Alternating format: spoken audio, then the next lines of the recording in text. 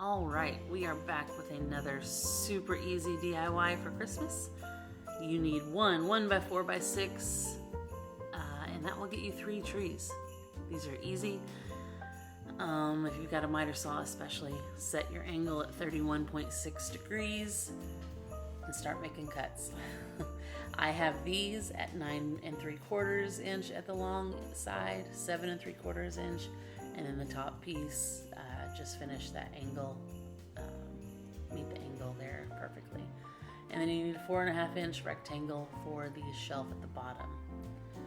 You cut these, glue them together, brad nail the shelf on, and you've got a beautiful Christmas tree. If you wanted to get extra fancy, you could also bevel your miter saw and bevel the edges. I did not do that when I was doing my sawing. It was late and I was tired, and I try not to do hard things with a saw when I'm tired.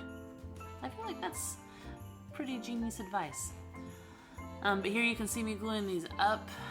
Just make sure they look like they're centered. If you want to get super technical, find the center point and do it that way.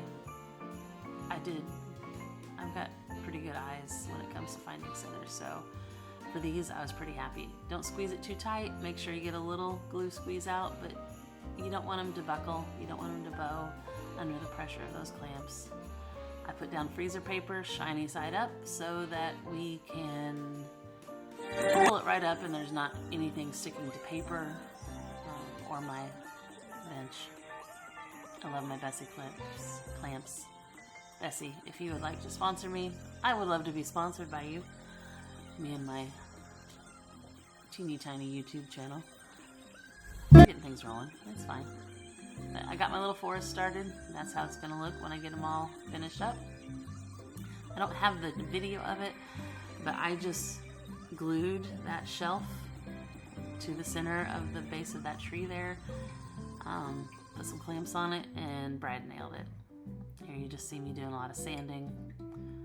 I was doing 2 different projects at one time. That's what all those sticks over to the left are. But it didn't take much to sand these. I bought the good quality 1x4s to start, so they weren't overly rough.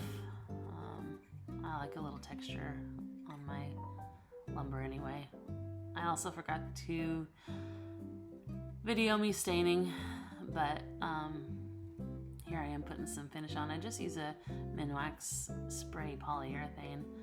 I am a warm satin girl. I don't like gloss. I don't like semi-gloss. I don't like matte.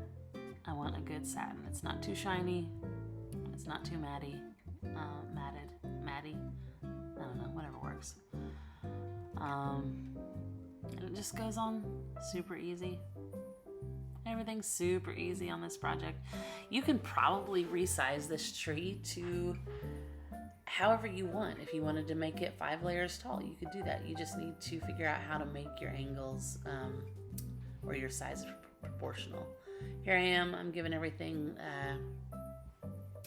after my first coat of finish, a quick sanding with, I think it's 320 grit sandpaper. I never use that for anything but this. So I just go over it real quick, wipe it down, wipe it clean after I'm done, get all the dust off, and then I will go back over it with another coat of polyurethane, and it will be so smooth and soft and just perfect to be finished. There I am wiping it down.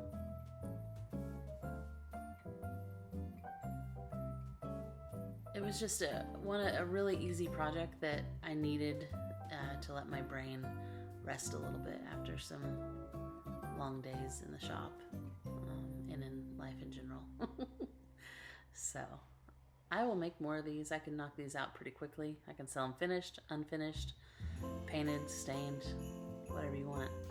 In my market, I'm probably going to put $20 on them, but every market's going to be different. So anyway, and coming up is the finished product. I put a little flameless candle on there. I love how it turned out. But thanks for coming back and watching. I appreciate you.